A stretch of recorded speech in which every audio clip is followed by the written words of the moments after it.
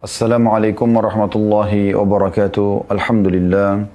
Selalu saja kita memuji Allah Subhanahu wa taala sebagai orang muslim dengan penuh keyakinan bahwasanya alhamdulillah adalah kalimat penghubung antara kita dengan Allah Subhanahu wa taala dan kita terhitung sebagai orang yang bersyukur kepadanya atas segala nikmat yang dilimpahkan kepada kita, dan akhirnya segala kebutuhan tentu dengan kalimat alhamdulillah ini akan dipenuhi oleh Allah Subhanahu wa ta'ala, sebagaimana sudah sangat jelas dalam firman-Nya, A'udzu billahi minasyaitonir rajim, la in syakartum la azidannakum wa la in kafartum inna 'adzabi lasyadid.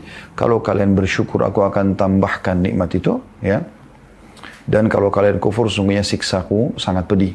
Juga selanjutnya kita panjatkan salam hormat kita kepada manusia terbaik yang telah Allah Subhanahu wa taala sendiri mengucapkan salam hormat kepadanya bersama para malaikatnya, dan juga memerintahkan setiap orang beriman untuk mengucapkan salam hormat kepadanya serta dibalas satu kali salam hormat ini dengan 10 rahmat. Ya, oleh karena itu sangat wajar kalau kita selalu mengucapkan salawat dan taslim kepada Nabi besar Muhammad sallallahu alaihi wa ala alihi wa sahbihi wasallam. Selamat bergabung teman-teman dari Al-Azhar di medsos kami, juga bergabung di Zoom yang sudah disiapkan tentunya. Semoga insya Allah Allah mengikhlaskan niat kita. Begitu juga teman-teman yang sudah rutin mengikuti di medsos. Semoga Allah SWT ikhlaskan niat kita semua untuk menghadiri majelis ilmu. Tidak perlu melihat siapa yang menyampaikan, tapi apa yang disampaikan. Bila qala Allah berfirman, dan juga qala Rasulullah sallallahu alaihi wasallam, Rasulullah SAW bersabda, maka kita menerimanya. Kesempatan ini insya Allah kita akan membahas tentang masalah jalan menuju ke surga melalui rumah tangga. Dan setiap orang beriman, kalau ditanya tentunya, apakah Anda mau ke surga? Jawabannya iya, walaupun surga belum pernah dilihat oleh dia. Kenapa? Karena memang surga itu Allah jadikan sebagai balasan bagi orang-orang yang beriman, dan digambarkan di dalam Al-Quran dan Sunnah sebuah tempat yang penuh dengan kebahagiaan, penuh dengan ketentraman, penuh dengan kenikmatan. Ya, Allah Subhanahu wa taala mengingatkan dalam banyak firman-Nya, seperti misalnya dalam surah Al-A'la, A'udzu billahi minasyaitonir rajim, walal akhiratu khairul laka minal ula. Dan sesungguhnya kehidupan di akhirat nanti, maksudnya surga, lebih baik daripada kehidupan duniamu ini. Dalam ayat lain, walal akhiratu khairun wa abqa. Ya, kehidupan akhirat jauh lebih baik dan lebih kekal. Ya.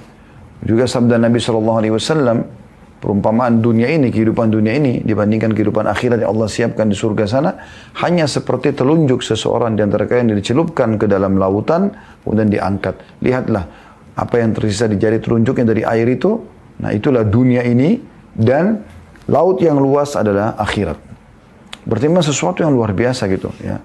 Sesuatu yang besar-besar yang Allah janjikan di sana. Dan kita memang diciptakan oleh Allah Subhanahu wa taala sebenarnya menjadi ahli surga, teman-teman sekalian.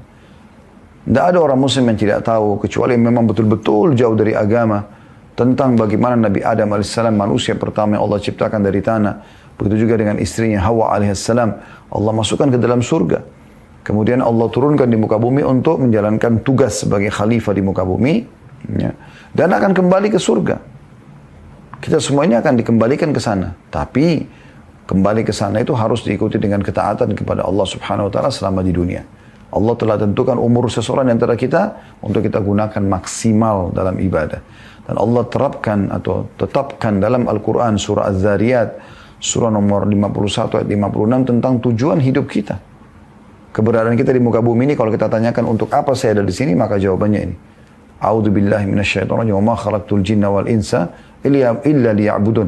Aku tidak ciptakan jin dan manusia kecuali untuk beribadah kepadaku. Jadi tujuan memang untuk sholat, untuk puasa, untuk ibadah-ibadah yang memang akhirnya akan membawa kita ke dalam surga, gitu kan? Dan menjauhi semua apa yang Allah larang, karena orang-orang yang melanggar akan Allah hukum dengan neraka.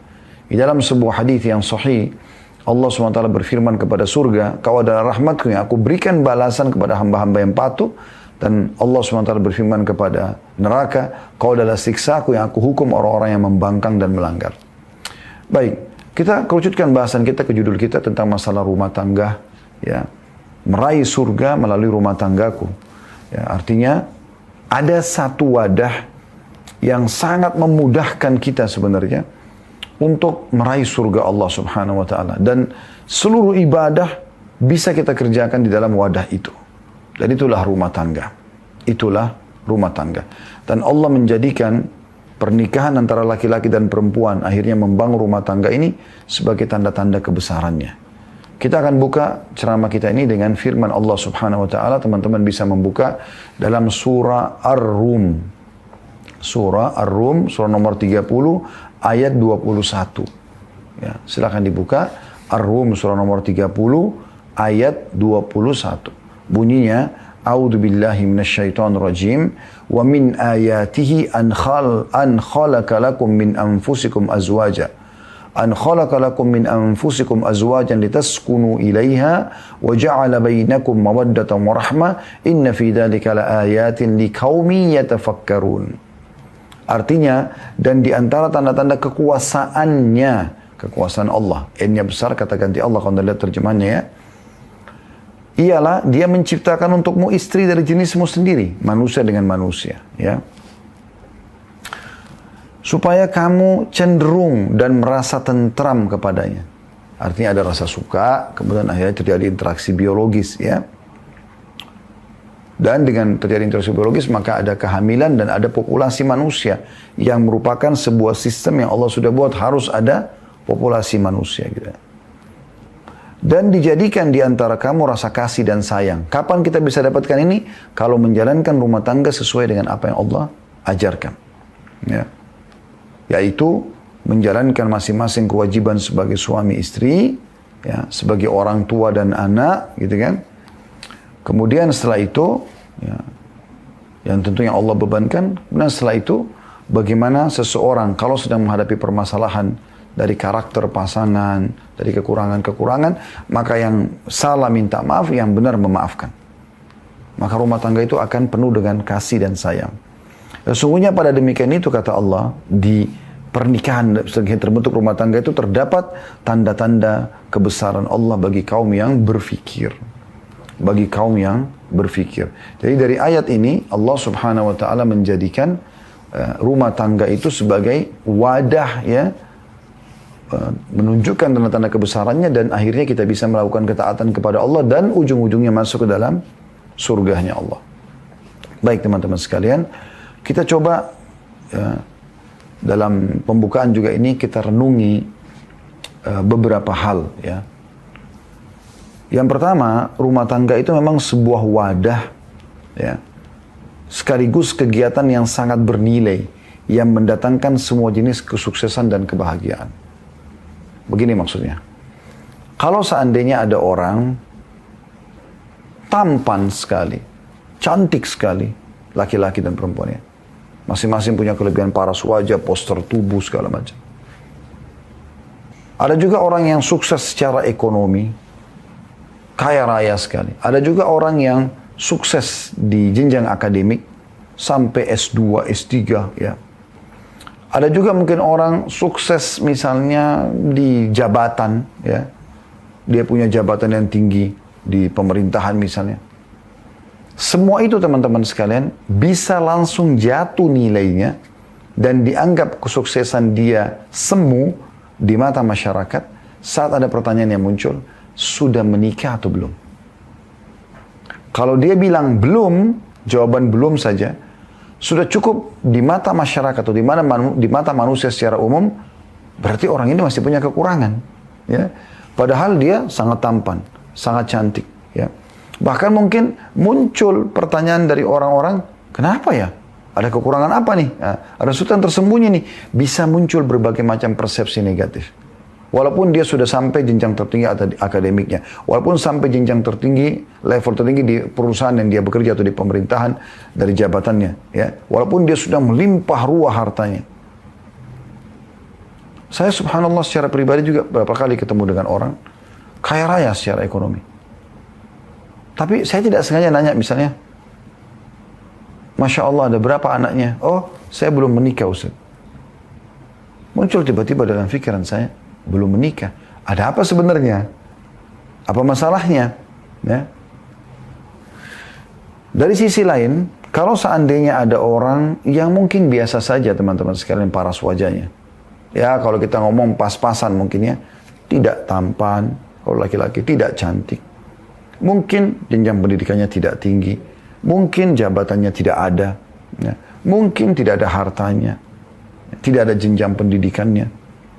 Tapi subhanallah, sosok ini muncul seorang perempuan misalnya dari sebuah kampung, gendong anak. Dan pada saat ditanya, anaknya ya bu? Dia mengatakan iya. Subhanallah, di saat itu orang anggap orang ini punya prestasi dan kesuksesan. Kenapa? Karena sudah menikah. Itu fitrah. Kenapa? Karena memang Allah subhanahu wa ta'ala menjadikan pernikahan tanda-tanda kebesarannya. Ya. Itu prestasi kesuksesan sebenarnya. Saat seorang laki-laki bisa menjadi status suami atau status ayah, ya pada saat sudah punya anak. Seorang wanita menjadi status istri dan sudah punya anak menjadi status ibu. Itu prestasi tertinggi. Ketika seorang laki-laki mungkin biasa saja orangnya secara fisik, tapi ternyata ada istrinya di sebelahnya, ada anak-anaknya jalan bersama dia. Subhanallah, kekurangan fisiknya itu bisa hilang di mata orang, ataupun mungkin tidak punya jenjang pendidikan atau harta, tapi orang berpikir orang ini sudah menikah. Itu yang saya masukkan di poin pertama dalam renungan pembukaan kita gitu. Dia sebuah wadah sekaligus kegiatan yang sangat bernilai, yang mendatangkan semua jenis kesuksesan juga kebahagiaan. Dan dari situlah beranjak kesuksesan kita. Kita bisa membangun prestasi kita dalam rumah tangga itu. Seorang laki-laki mungkin tidak punya kedudukan di masyarakat, tapi depan istrinya dia bisa punya kedudukan. Seorang wanita mungkin biasa saja di tengah masyarakat, tapi depan suaminya dia bisa dimuliakan. Seorang tua punya kekurangan banyak misalnya, tapi dia dimuliakan di depan anak-anaknya. Anak-anak belum paham apa-apa, tidak punya apa-apa di masyarakat, tapi bagi orang tuanya mereka adalah hal yang sangat mahal dan bernilai. Dibela, dididik, dan segala macam. Yang kedua, sebuah wadah rumah tangga itu dan kegiatan yang sangat tepat melampiaskan semua jenis kebutuhan biologis. Kayak kata-kata cinta, rindu, puisi, ungkapan bahagia, bahkan sampai interaksi fisik. Ciuman, pelukan, sampai peletakan kemaluan di kemaluan. Dengan cara yang benar dan terhormat. Itu pernikahan. Allah kan memberikan kita syahwat nih. Kita pasti punya hawa nafsu, ingin interaksi sama lawan jenis kita. Ingin menatap, ingin ngobrol, ingin memegang, menjamah, ingin mencium, ingin memeluk, ingin meletakkan kemaluan di kemaluan. Karena setiap laki-laki pemilik sperma, dia akan punya fitrah ingin menumpahkan spermanya. Karena itu bibit manusia. Dan setiap wanita juga berangan-angan. Ada sperma yang masuk ke rahimnya, kemudian dia hamil, dan dia punya anak. Ya. Sehingga dia berstatus istri dan ibu gitu kan. Nah di saat kita butuh itu, Allah siapkan wadah, yaitu pernikahan. Rumah tangga ini. Sehingga akhirnya seseorang punya cara untuk mengungkapkan semua kebutuhan biologisnya. Anda lihat banyak anak muda banyak pacaran untuk apa? Untuk pengungkapan ini sebenarnya. Ya. Ada potensi dalam diri dia yang harusnya dia ungkapkan, tapi dia salah. Dia arahnya ke zina. Yang Allah katakan, wala taqrabuz zina, jangan dekati zina itu. Jadi dari kata-kata, dari pelukan, dari ciuman, sampai akhirnya peletakan kemaluan di kemaluan. Ini yang salah. Dan mereka menjauhi pernikahan, padahal pernikahan dan rumah tangga itu adalah sesuatu yang diperintahkan. Dan ada persepsi di tengah masyarakat kita yang perlu diperbaikin. Kesannya orang kalau menikah muda itu sesuatu yang memilukan dan memalukan. Padahal justru itu yang baik. Dia sedang menjalankan perintah agama. Ya. Dan dia punya tempat pelampiasan yang benar dalam masalah biologisnya. Nanti akan kita jelaskan lebih dalam di inti bahasan kita tentang masalah ya, tujuan-tujuan daripada rumah tangga itu. Ya, selain memang dari tujuan itulah kita beranjak untuk mencapai ke surga Allah Subhanahu wa taala. Yang ketiga, sebuah wadah dan kegiatan yang penuh dengan rasa kasih juga cinta, perhatian dan pengorbanan. Disitulah saatnya seorang laki-laki melakukan pengorbanannya ya. Karena cinta itu isinya adalah pengorbanan dan pengabdian. Dia melindungi istrinya, dia memenuhi kebutuhannya, dia menyayanginya, mengelusnya dan segala macam, memenuhi kebutuhannya. Seorang wanita juga melampiaskan, memberikan perhatian kepada suaminya, memasakkan masakan yang terbaik, merawat anak-anak, dan menata rumah dan seterusnya. Ya.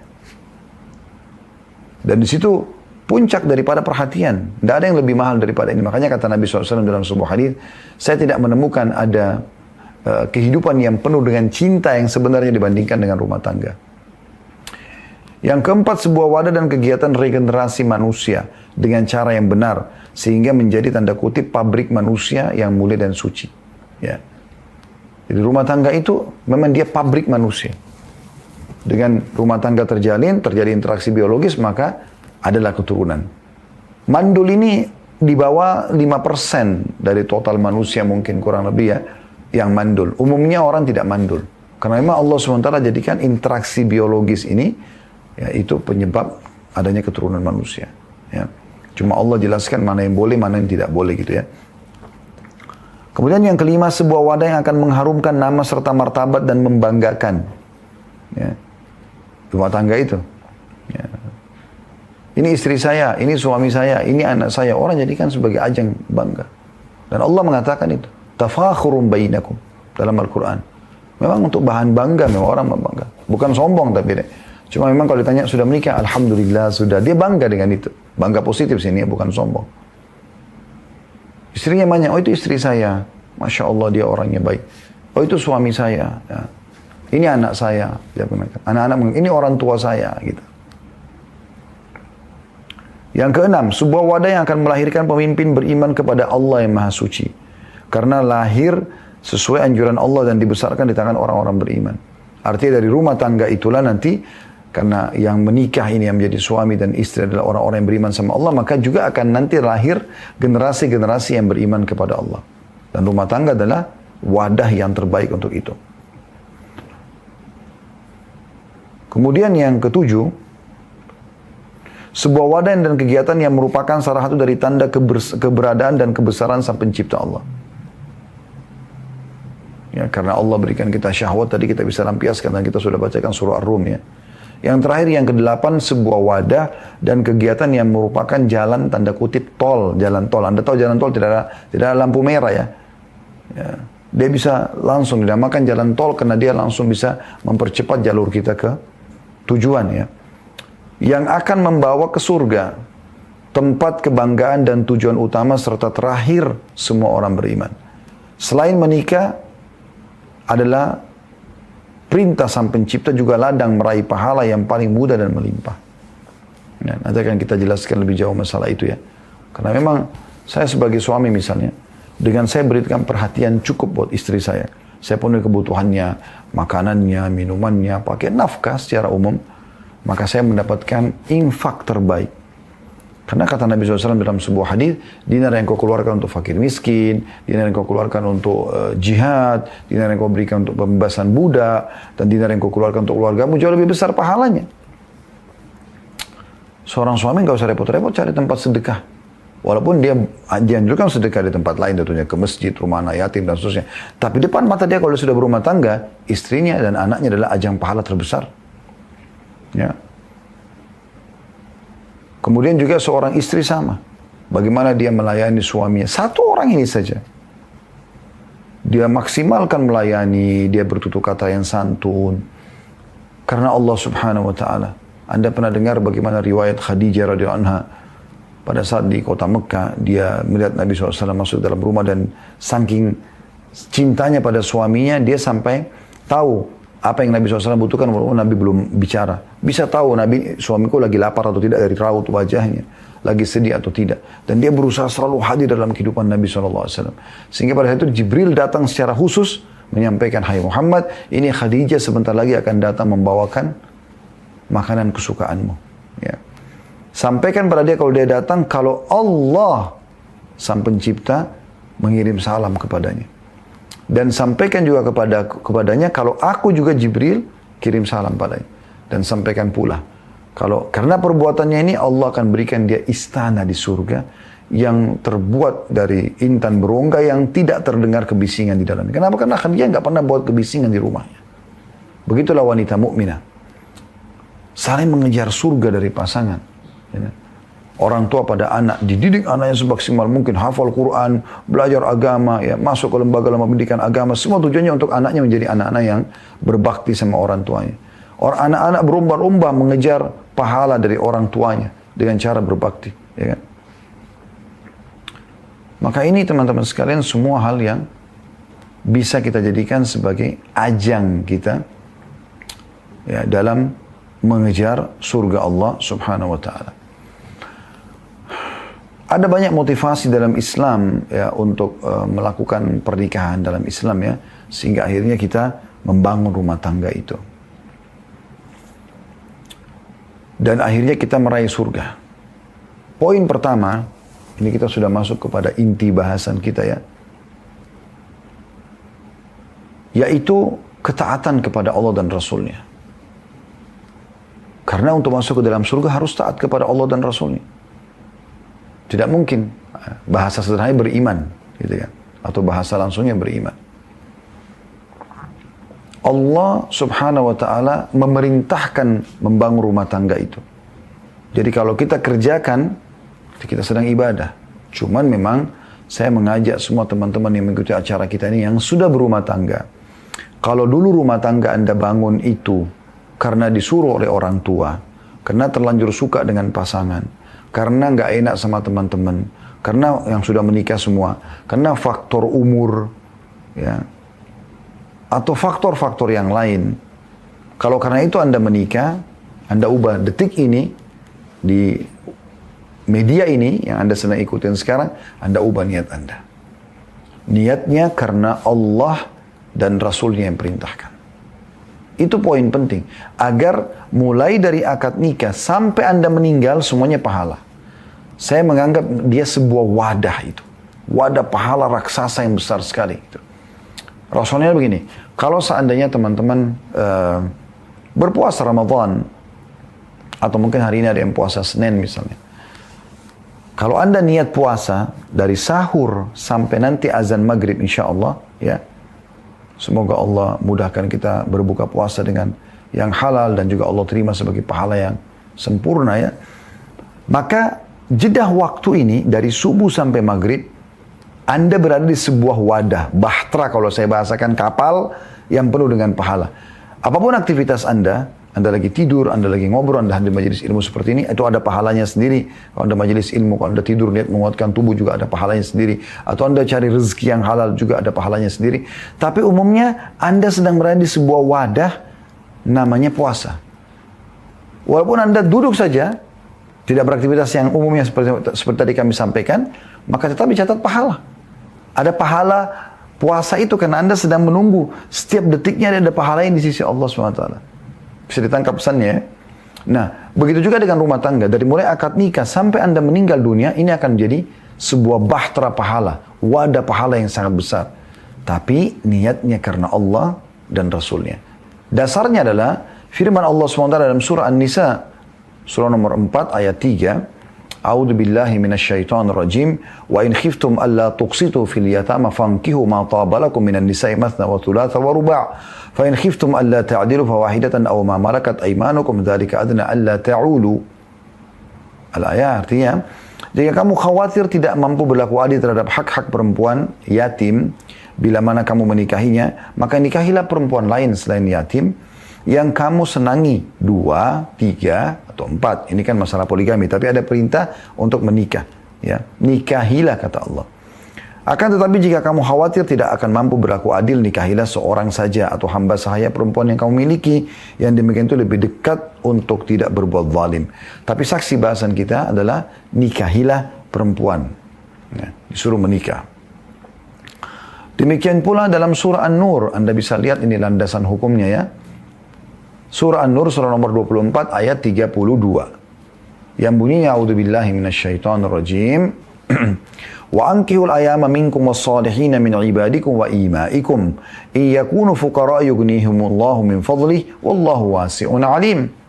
Yang artinya, nikahkanlah orang-orang yang masih membujang di antara kamu.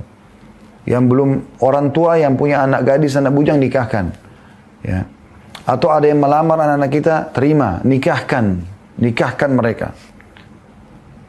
Nikahkanlah orang-orang yang masih membujang atau menyendiri di antara kamu dan juga orang-orang yang layak menikah dari hamba-hamba sahayamu. Hamba sahaya ini budak yang bisa diperjualbelikan. Nikahkan mereka. Walaupun kita butuh tenaganya untuk bekerja bersama kita. Tidak disamakan hamba sahaya dengan pegawai, tapi pegawai juga sama. Ada yang masih bujang, motivasi mereka untuk menikah. Kalau perlu pemimpin perusahaan membiayai pernikahan mereka. Cari pahala di situ. Baik laki-laki maupun perempuan, kata Allah. Tidak ada bedanya. Yang masih membujang sama. Jadi bujang sama gadis, kita Indonesia istilahnya. Sama semuanya. Nikahkan mereka. Jika mereka miskin, Kan banyak orang, kenapa belum nikah? Saya masih belum punya kemampuan. Allah sudah bilang 1400 tahun yang lalu. Jika mereka miskin, Allah akan memberi kemampuan, kekayaan kepada mereka dengan karunia-Nya rezeki dari Allah. Allah maha luas pemberiannya dan maha mengetahui. Tapi ingat, nikahnya karena Allah dan Rasulnya. Ini penting. Juga selain dua ayat ini kembali kepada hadis Nabi SAW yang disebutkan oleh Al-Baihaqi di jilid 7 halaman 78 dan disahihkan oleh Syekh Albani di nomor 1782. Sabda Nabi SAW kalau lebih terjemahannya, nikah adalah bagian dari sunnahku, barang sampai menolak sunnahku maka bukan dari golonganku. Membangun rumah tangga itu adalah sunnahku. Ya. Maka sampai menolak sunnahku, nggak mau nikah-nikah, nggak mau bangun rumah tangga, maka bukan dari golonganku, bukan dari kaum muslimin. Menikahlah karena sungguhnya aku akan membangga-banggakan jumlah kalian kepada umat lain pada hari kiamat. Dan jangan kalian seperti pendeta Nasrani. Kenapa? Karena di agama Nasrani, kalau makin dekat dengan Allah istilah bagi mereka ya. Jadi pendeta atau jadi pastor, mereka tidak perlu menikah. Ini keliru. Justru makin dekat dengan agama, makin harus pastikan dia menikah. Ya. Juga sabda Nabi SAW di dalam hadis Bukhari nomor 5066, Muslim 1402, Tirmidzi 1087. Kata Nabi SAW, saya langsung terjemahnya saja, wahai sekalian anak muda. Ya. Barang siapa yang di antara kalian mampu, sudah mampu, sebaiknya ia menikah. Segera menikah. Karena menikah akan lebih menjaga pandangan dari yang haram, juga menjaga kesucian kemaluannya. Dan siapa yang belum mampu sama sekali betul-betul tidak mampu, maka dia harusnya berpuasa karena itu akan menjadi tameng baginya. Pensyarah kitab Tuhfatul Ahwadhi, ya, syarah Tirmidzi berkata, Ibnu Taimiyah berkata, al-ba'u, dalam hadis ini kan, tadi saya langsung terjemahkan, tapi bahasa Arabnya begini, ya ma'syarasy syabab man istata' minkumul ba'ah. Wahai sekalian anak muda, siapa yang sudah ba'ah? Tadi terjemahannya adalah mampu. Apa sih mampu itu? Kata beliau asalnya adalah dari bahasa arba, berarti biologis. Yang diambil dari kata al-maba'a yang juga berarti tempat tinggal. Jadi di sini kemampuan teman-teman bukan finansial. Bukan sudah punya ijazah S1 atau S2. Ya. Bukan karena sudah kaya dan sudah bertitel atau punya jabatan. Tapi mampu biologis. Si laki-laki sudah siap menuangkan spermanya. Si perempuan siap menerima sperma sehingga hamil dan jadi ibu nantinya. Si laki-laki juga ini akan jadi ayah. Maka diistilahkan dengan ba'ah. Imam Nawawi rahimahullah berkata, ulama berbeda pendapat tentang masalah ba' atau mampu. Dalam hadis menjadi dua pendapat. Yang kembali kepada satu makna. Dan yang paling benar secara bahasa adalah berjima, mampu berjima. Bukan mampu finansial. Bukan juga mampu, ya, titel karena sudah punya pendidikan, punya jabatan. Maka makna hadis, barang siapa yang sudah mampu jima atau melakukan hubungan biologis, maka menikahlah, ya. Maka menikahlah. Dan barang siapa yang belum mampu, maka tidak ada kewajiban bagi dia, ya,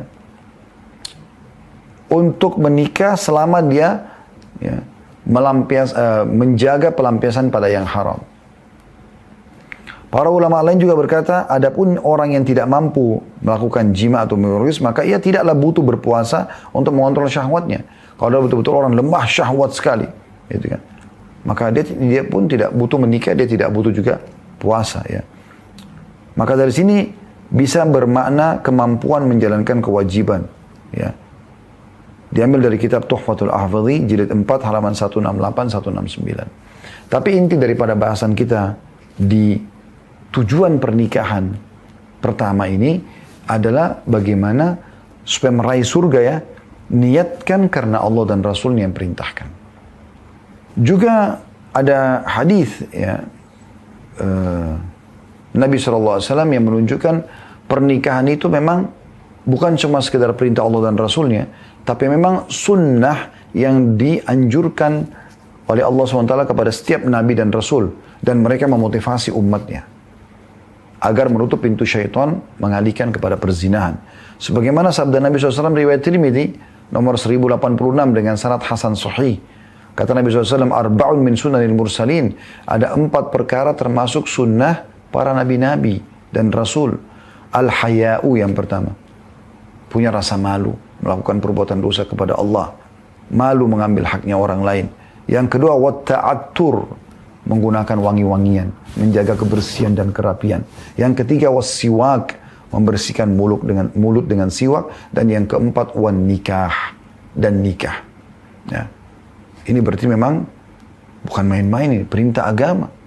Ya. Perintah agama. Kemudian tujuan yang kedua, teman-teman sekalian, adalah penyempurnaan agama. Jadi selain daripada memang dilakukan karena ketaatan kepada Allah Rasulnya, juga Anda perlu tahu, kalau Anda sudah menikah, tadi saya sempat sebutkan dalam pembukaan kita, dia wadah panen pahala, wadah kesuksesan, gitu kan. Kenapa? Karena Nabi SAW bersabda, orang yang sudah menikah itu dia telah menyempurnakan setengah agamanya. Sesuai dengan sabda beliau dalam hadis yang disebutkan oleh Syekh Al-Albani dalam silsilah hadis sahihah di nomor 626, kata Nabi SAW, "Idza tazawwaja al-'abdu faqad istakmala nisfad din falyattaqillah fi ma baqi." Ya, jika seorang hamba telah menikah, maka ia telah menyempurnakan separuh agamanya. Separuh agama. Ya.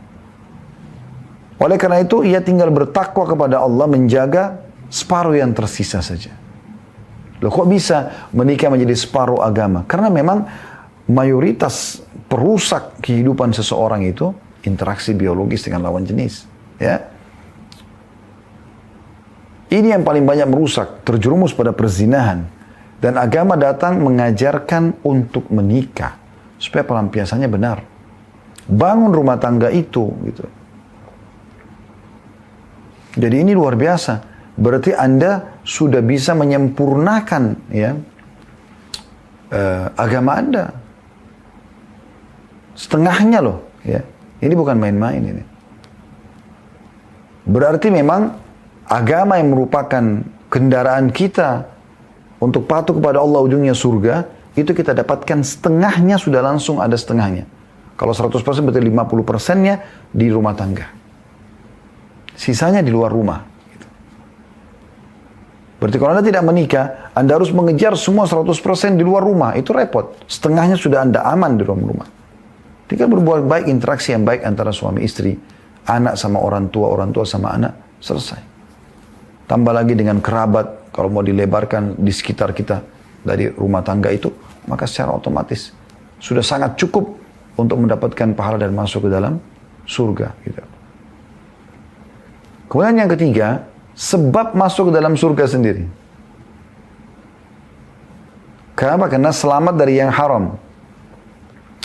Beranjak daripada sabda Nabi SAW, riwayat Tirmidzi 24, nomor 2411, Al-Hakim jilid 4, nomornya atau halamannya 357, disahihkan oleh Syekh Al-Albani dalam As-Sahihah nomor 1782. Ya. Itu berbunyi, kata Nabi SAW, "Man waqahu Allahu syarra tsnaini walijal jannah." Barang siapa yang dipelihara oleh Allah dari dua keburukan, ya, atau dari keburukan dua perkara, niscaya dia pasti masuk surga. Ma baina lihyai wa ma baina rijlai. Apa yang berada di antara dua pipinya, lisannya. Dia kontrol, dia tidak berbicara kecuali yang Allah ridhoi saja. Zikir, doa, baca Quran, ilmu, nasihat, ya, kepada orang, itu kan. Maka, dan juga yang berada di antara dua pahanya, kemaluannya, maka pasti dia masuk surga. Nah, di sini menjaga kemaluan bagaimana menikah, membangun rumah tangga, nggak bisa, nggak. Dan ini jelas sekali. Poin keempat yang menjadikan rumah tangga penyebab yang mengantar kita ke surga, yaitu adanya perkenalan dan perluasan hubungan.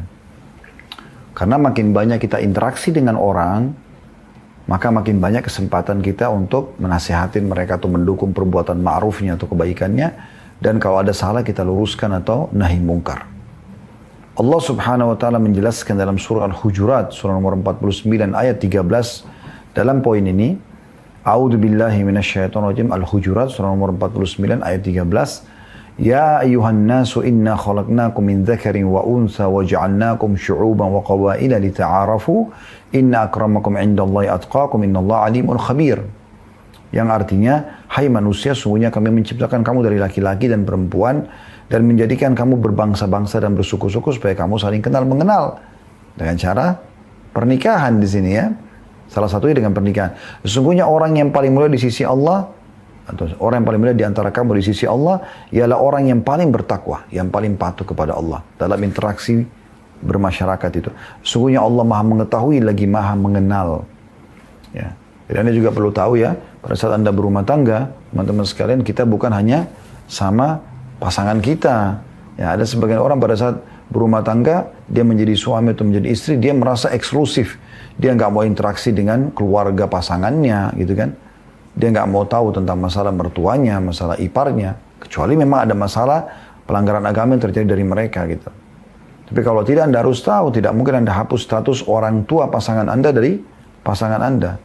Walaupun mertuanya cerewet misalnya, mertuanya melakukan perbuatan-perbuatan yang kurang baik, itu tetap orang tua pasangannya. Nggak mungkin bisa dihapus. Itu resiko Anda menikah sama anaknya, gitu kan. Kemudian yang kelima, teman-teman sekalian, adalah kita bisa mendapatkan ketentraman jiwa. Tentram nanti hanya dalam beribadah gitu. Tentram dalam melakukan ibadah, ya. Karena kebutuhan dasar biologi sudah terpenuhi. Yang tadi dikatakan melengkapi setengah agama, ya. Dan bisa memastikan masuk ke dalam surga karena interaksi biologis yang halal. Otomatis kita akan tinggalkan insya Allah perbuatan yang haram, ya. Dan juga Allah berikan kita di situ ketentraman jiwa ini. Selain masalah pelampiasan biologis, kita juga kalau tentram di rumah, penataan rumah istri bersih, rapi, wangi. Suami juga pada saat mau sholat nyaman, ya. Dia pun kalau mau sholat nyaman. Suami coba memberikan tempat tinggal yang terbaik buat istrinya, pakaian yang terbaik, mukena yang terbaik. Maka tentram kan dalam beribadah, ya. Allah menggambarkan itu dalam surah Ar-Rum, surah nomor 30, 21 tadi sudah kita bacakan, tapi saya ulangi lagi. A'udzu billahi minasyaitonir rajim wa min ayatihi an khalaqalakum min anfusikum azwajan litaskunu ilaiha wa ja'ala bainakum mawaddatan wa rahmah inna fi dzalika laayatin liqaumin yatafakkarun. Dan di antara tanda-tanda kebesaran Allah adalah Dia menciptakan dari jiwamu sendiri pasanganmu. Jadi kita nggak boleh menikah sama jin, melampiaskan sama hewan, naudzubillah, seperti sebagian orang-orang non-muslim yang melampiaskan biologisnya pada hewan-hewan. Ini nggak boleh gitu kan. Agar kamu merasa tentram padanya. Ada ketentraman jiwa. Suami pulang kerja capek, kemudian istrinya sudah sambut, ya, udah disiapin handuk, sudah disiapin kebutuhan mandi, bersihkan badan di kamar mandi, ya, udah disiapin mungkin air putih atau teh hangat, sambutan yang baik. Bahkan masya Allah ada sebagian ikhwah yang Allah karunia mereka istri yang luar biasa, suaminya pulang begitu datang udah dibukain kaos kakinya, dibantu, ya. Dia karena ingin mengejar surga, suami juga membiarkan, bukan karena menghina istrinya, tapi karena memberikan kesempatan. Lalu kemudian direndam kaki di air hangat dulu, ya. Setelah itu kemudian baru ditawarkan mau makan atau tidak, dipandu, mungkin cuci tangan atau apa, ya, ditemanin. Kemudian mungkin ditawarin kalau mau makan dulu makan, kalau mau langsung bersih-bersih bisa, ya. Kemudian setelah itu keluar dari kamar mandi, ya, dia sudah temukan ranjang yang bersih, kamar yang wangi, istrinya yang sudah dandan siap kalau mau interaksi biologis. Bagaimana orang tidak rasakan ketentraman ini, teman-teman sekalian, ya? Seorang istri pun dia merasa kejenuhan dia dari pagi nunggu suaminya pergi kerja, begitu menjelang pulang dia merasa ada pangeran yang dia tunggu, maka dia dandan dengan bersih, dengan rapi, dan itu bagian daripada hal yang dibolehkan. Bukan hanya sekedar dan tidak menggunakan busana pun boleh depan suami misalnya. Lalu terjadilah interaksi yang sangat indah, biologis yang halal, yang kata Nabi SAW, di kemaluan kalian ada pahala. Pada saat sebagian sahabat miskin datang mengatakan, ya Rasulullah, sahabat-sahabat kami yang kaya mendahului kami pahala. Karena apa yang kami lakukan, mereka lakukan. Mereka sholat, kami sholat, mereka sholat, kami puasa, mereka puasa. Tapi mereka punya kelebihan, karena mereka punya harta yang mereka infakkan, ya, kepada kami. Kami nggak punya itu. Kata Nabi SAW, Allah sudah jadikan pahala-pahala kalian banyak. Di setiap tasbih ada pahala, sedekah. Di setiap tahlil la ilallah ada sedekah. Di setiap takbir Allah Akbar ada sedekah. Di setiap tasbih subhanallah ada sedekah. Ya, amir ma'ruf ada sedekah. Nahi mungkar ada sedekah. Ya. Bahkan di kemaluan kalian ada sedekah. Maka para sahabat faham. Lalu mereka mengatakan, ya Rasulullah, Ayati ahaduna ahlahu walahu fihi ajr. Apakah seseorang di antara kami menggauli istrinya mendapatkan kenikmatan biologis? Ada ketentraman jiwa. Juga dapat pahala. Kata Nabi SAW, Ara'aitum lawadatumu fil haram alakumul wizr. Tidakkah kalian lihat kalau kalian letakkan pada yang haram berzina, kalian dapat dosa? Kata dia kafir halal. Begitu juga dengan pada yang halal. Ada ketentraman jiwa. Nah, dengan tentramnya ini, kemaluan terpenuhi kebutuhannya. Perut terpenuhi kebutuhannya. Pandangan mata, hidung semua terpenuhi. Dengan indah, dengan wangi. Bagaimana bisa nggak tentram, teman-teman? Dan ini tidak ada kecuali dalam rumah tangga. Ya. Kalau orang berzina segala macam nggak bisa. Dia sama na'udzubillah pelacur-pelacur itu paling cuma sejam 2 jam selesai. Ya. Dan mereka akan bekerja cari lagi laki-laki lain supaya mereka bisa mendapatkan kehidupan. Beda dengan istri yang hanya fokus kepada Anda satu. Karena tidak ada poliandri dalam Islam.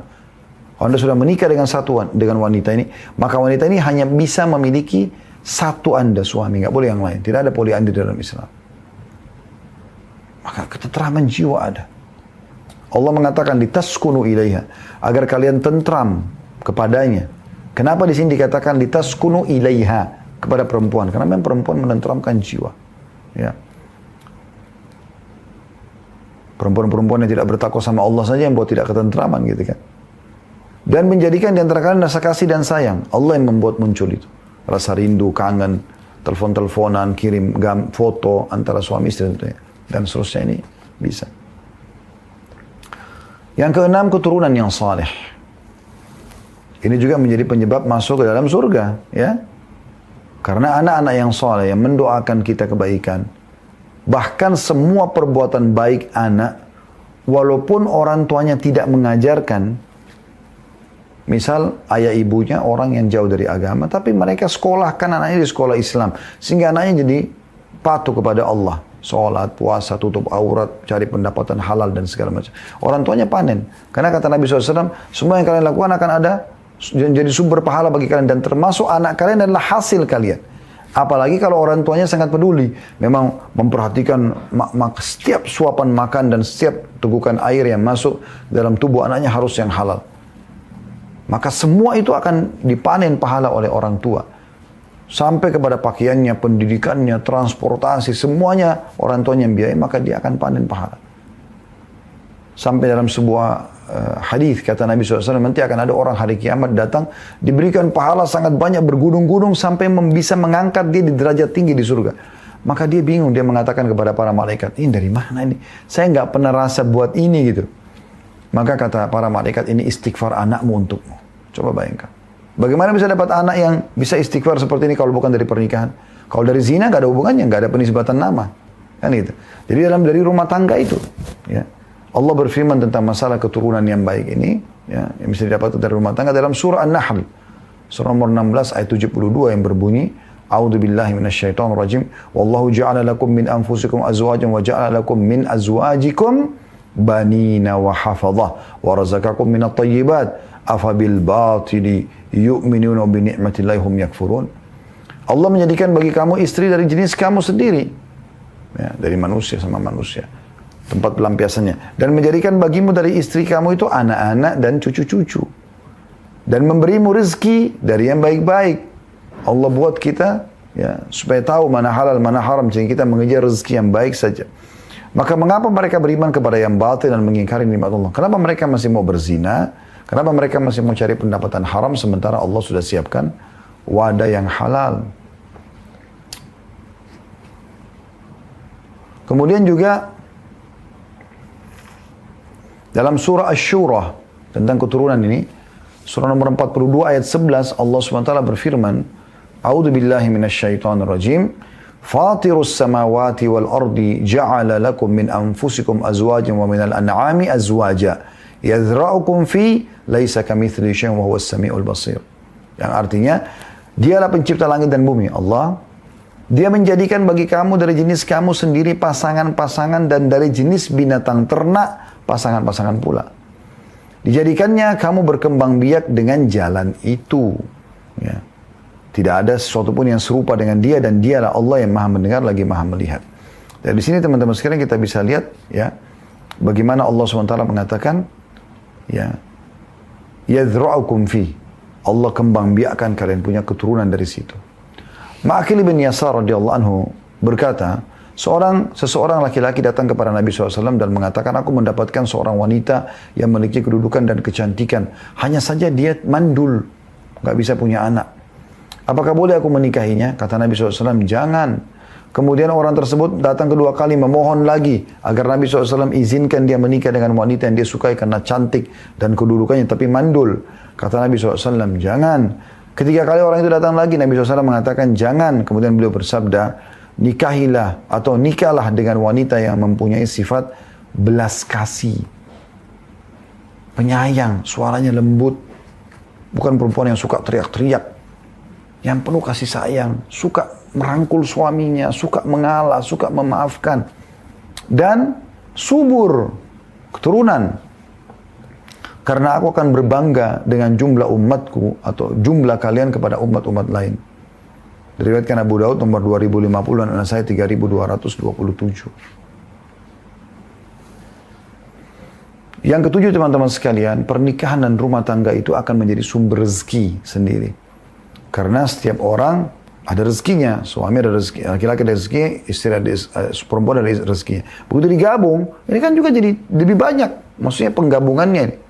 Yang tadinya masing-masing sekarang dengan berumah tangga digabungkan. Dan Nabi SAW menjamin itu.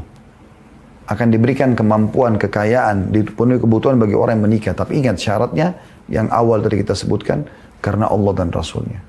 Perhatikan sabda Nabi SAW dalam hadits riwayat Tirmidzi nomor 1352 dan juga diriwayatkan oleh Ibnu Majah 1512 dan dihasankan oleh Syekh Al-Albani dalam Al-Mishkah nomor 3089. Kata Nabi SAW, salasatun haqqun 'ala Allahi a'unuhum. Ada 3 golongan pasti Allah bantu mereka. Pasti Allah penuhi kebutuhannya. Al-mukatibul ladzi yuridul ada. Mukatib ini yang mau yang mau supaya menebus dirinya, ya. Jadi kalau zaman dulu ada masa perbudakan, kalau ada seorang budak dimiliki oleh seseorang, dalam Islam ini ya, kita bicara Islam, kalau hukum lain mungkin mereka punya hukum berbeda. Tapi kalau budak itu dia mau bebasin diri, dia mengatakan pada majikannya, saya mau bebasin dari keterbudakan. Apa syaratnya? Majikannya bilang, kau harus bayar 10 juta. Dia bilang, baik saya bayar, tapi dengan cara saya cicil ya, 1 juta sebulan. Majikannya mengatakan iya, maka 10 bulan dia akan bebas, gitu kan. Ini namanya mukatib. Kalau ada orang mau bebaskan dirinya dari keterbudakan, Allah pasti tolong dia untuk bisa bebas. Karena memang asalnya manusia bukan perbudakan. Tapi zaman dulu tuh biasanya, kalau orang lagi jalan, tidak kayak sekarang kan sudah aman ya. Ada media segala macam sorotin. Ada orang mau buat kriminal, menahan mobil orang kah, membajak pesawat kah, atau apa saja, atau kereta api, pasti ketahuan gitu, ya. Dan akan disoroti dunia. Ada banyak pihak keamanan akan berhentikan itu. Tapi zaman dulu tidak. Anda keluar pakai kuda sama unta di tengah jalan, Anda bisa dirampok orang. Dan pada saat dirampok, langsung dibawa ke pasar budak, dijual. Coba bayangin. Ya. Dulu terjadi seperti itu. Nah di sini kalau ada orang yang jadi budak, dia mau bebas sendirinya, Allah pastikan tolong. Yang kedua, وَالنَّاكِهُ الَّذِي يُرِيدُ الْعَفَافِ. Orang yang menikah, membangun rumah tangga karena ingin menjaga kesucian dirinya. Dia nggak mau berzina, dia mau nikah. Pasti Allah tolong, Allah kasih ke rezeki. Jadi sumber rezeki rumah tangga itu. Dan yang ketiga, وَالْمُجَاهِدُ فِي orang yang berperang di jalan Allah. Ya. Kemudian yang kedelapan, penyelamat dari yang haram. Menikah itu. Karena kan yang memasukkan dalam surga kan kita jauh yang haram. Karena kalau kita buat haram, kita masuk ke dalam neraka. Pernah terjadi satu hari, dalam hadits riwayat Muslim nomor 1403, baginda Nabi SAW lewat dan beliau tertarik melihat seorang wanita. Ini bukan satu kesalahan ya, tapi ini fitrah yang terjadi pada saat itu. Allah ingin mengeluarkan sebuah hukum. Tiba-tiba kata para sahabat Nabi SAW langsung menuju ke rumah salah satu istrinya. Sehingga saya Zainab waktu itu radhiyallahu anha. Lalu Nabi SAW melampiaskan biologis, lalu kemudian beliau keluar. Lalu beliau berkata kepada para sahabat yang menunggu beliau di depan rumah, "Idza nadhara ahadukum ila mahasinil mar'ah falyati ahla fa innama ma'aha ma ma'aha." Kalau seseorang yang kalian melihat kecantikan seorang wanita, lalu dia tertarik gitu, maka hendaklah ia segera menggauli istrinya. Mendatangi istrinya atau menggauli. Sebab apa yang dimiliki oleh orang itu sama yang dimiliki oleh istrinya. Maksudnya ujungnya kemaluannya sama. Berarti orang kalau sudah punya istri, sebesar apapun syahwat yang sedang mengganggu dia, dia tinggal lampiaskan, selesai, tertutup pintu haram itu. Dan itu satu hal yang luar biasa. Ya, satu hal yang luar biasa. Oleh karena itu banyak sekali motivasi para ulama tentang masalah pernikahan ini. Membangun rumah tangga ini. Agar memang ujungnya bisa meraih surga Allah subhanahu wa ta'ala. Abdullah bin Mas'ud berkata radhiyallahu anhu, seandainya aku ini tahu bahwa ajalku tinggal 10 hari lagi. 10 hari lagi aku akan mati nih. Ya. Niscaya aku ingin pada malam-malam yang tersisa tersebut, aku ditemani oleh seorang istri yang tidak berpisah dariku. Karena bisa berkasih sayang, bisa meraih pahala dari situ. Diriwayatkan oleh Ibnu Abi Syaibah jilid 4 halaman 128, Abdul Razak nomor 10.382, atau tepatnya di jilid 4 halaman 170. Begitu juga Imam Ahmad ditanya oleh seorang laki-laki mengatakan, apakah seseorang diberi pahala bila mendatangi istrinya sedangkan dia sedang tidak bersyahwat? Dia lagi malas, tapi istrinya sudah dandan segala macam. Ya. Apakah tetap bisa ada pahalanya? Atau istri juga sedang tidak bicara apa-apa, tapi boleh nggak kira-kira orang lakukan itu tanpa ada syahwat pun? Apa kata Imam Ahmad? Ya, demi Allah. Imam Ahmad bersumpah. Dia mengatakan karena ia bisa niat menginginkan anak. Itu juga pahala sendiri. Atau ia bisa mengatakan ini adalah wanita muda, mengapa aku tidak memberinya pahala? Dia tidak butuh, istrinya mungkin butuh. Dia tidak butuh, mungkin suaminya butuh. Ya. Ada pahala. Ini statement para ulama luar biasa. Maisarah berkata, seorang tabi'in, bercerita tentang Taus. Taus ini namanya Zakwan. Taus ini burung merak ya. Karena tampannya orang ini Zakwan, rahimahullah, seorang ulama tabi'in yang masyhur. Sampai kalau dia pakai baju bersih, dia selalu wangi, penampilannya rapi, berilmu. Saking kaya, berkumpul banyak hal pada dia, maka dipanggil Taus. Maisarah berkata, Taus berkata kepadaku. Ya, Maisarah muridnya Taus itu kan. Taus berkata kepadaku, engkau benar-benar harus menikah. Atau aku akan mengatakan kepadamu seperti yang dikatakan Umar radhiyallahu anhu kepada Abu Zawaid. Nah, Abu Zawaid ini seorang tabi'in juga yang belum menikah. Lalu Umar tahu. Umar pernah menegurnya. Umar mengatakan kepada Abu Zawaid, tidak ada yang menghalangimu untuk menikah kecuali kelemahan atau banyak dosa. Jadi orang yang sengaja menunda pernikahan itu, gak mau bangun rumah tangga justru karena ada dosanya, dia harus beristighfar kepada Allah. Gitu kan? Atau kelemahan imannya. Diriwayatkan oleh Abdul Razak nomor 10.384, dan juga ini dinukil dari kitab Syiar Alam Nubala, ya, di jilid 5, halaman 47-48. Wahab ibn Munabbi berkata rahimahullah, bujangan itu seperti pohon di tanah gersang yang diombang-ambingkan angin. Demikian dan demikian. Diriwayatkan oleh Abdul Razak nomor 10.386. Ya.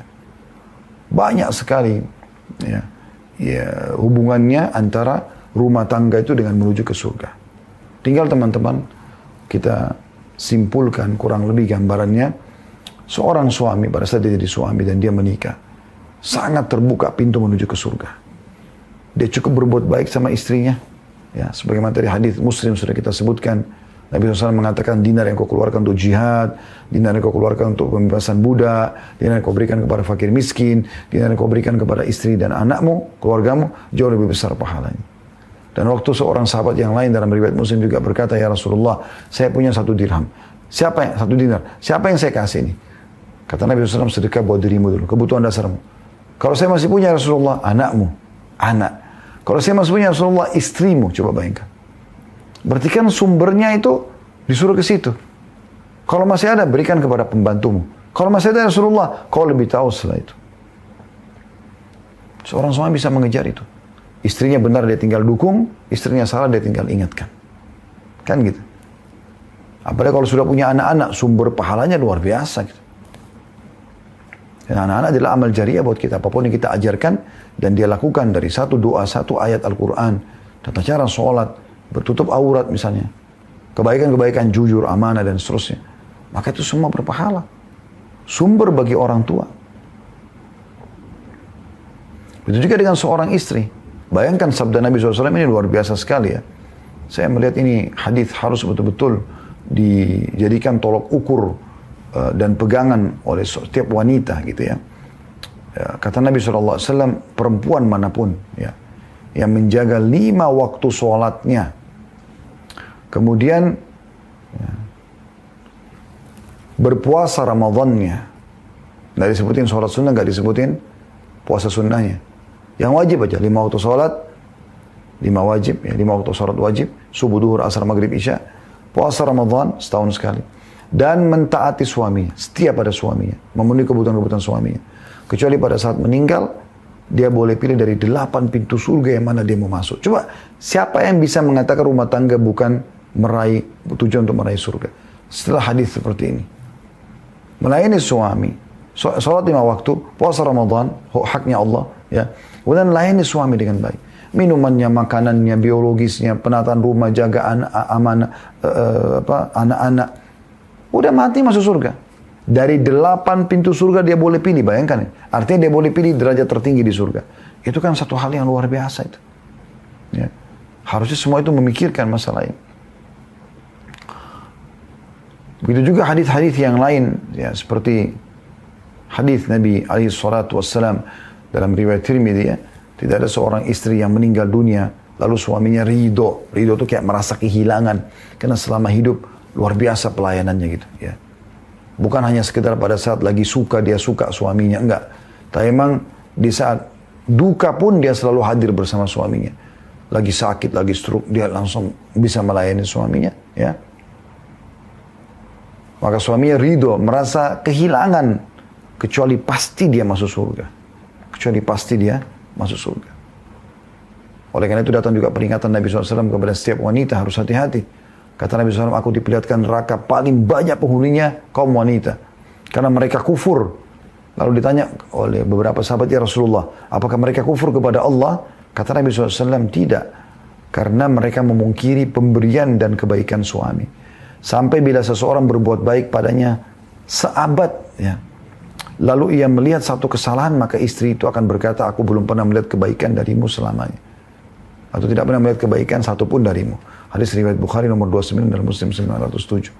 Jadi satu sisi kita disuruh mengejar surga dari pasangan, sisi yang lain juga kita, ya, berhati-hati karena jangan sampai kita bengkalikan kewajiban kita sehingga akhirnya bisa menjadi penyebab justru masuk ke dalam api neraka. Allahu a'lam.